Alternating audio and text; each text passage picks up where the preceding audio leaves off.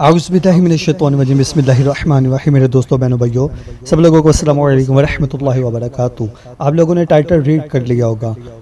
Video کی طرف بڑھنے سے پہلے آپ میرے چینل کو سبسکرائب کر دیں اور گھنٹی کے بیل کو پریس کر دیں تاکہ میرے نئے آنے والی ویڈیو سب سے پہلے آپ کو ملے۔ غزوہ احد میں جب نبی پاک صلی اللہ علیہ وآلہ وسلم کا دندان مبارک شہید ہوا تو کس نسخے سے آپ صلی اللہ علیہ وسلم کے زخموں کا علاج کیا گیا؟ حضرت سہل بن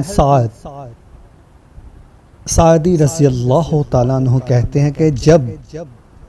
جنگ احد کے دن حضور پاک صلی اللہ علیہ وسلم کے دندان مبارک شہید ہو گئے اور لوہے کی ٹوپی آپ صلی اللہ علیہ وسلم کے سر اقدس پر کافروں نے توڑ ڈالی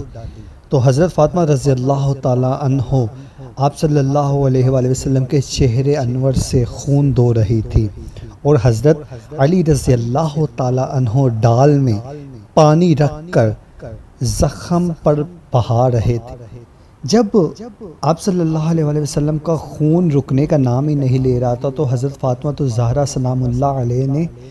کھجور کی ایک چٹائی کا ایک ٹکڑا لیا اور اس کو جلا کر اس کی راکھ بنا کر پھر اسی راکھ کو زخموں پر چپکا دیا تو خون بہنا بند ہو گیا۔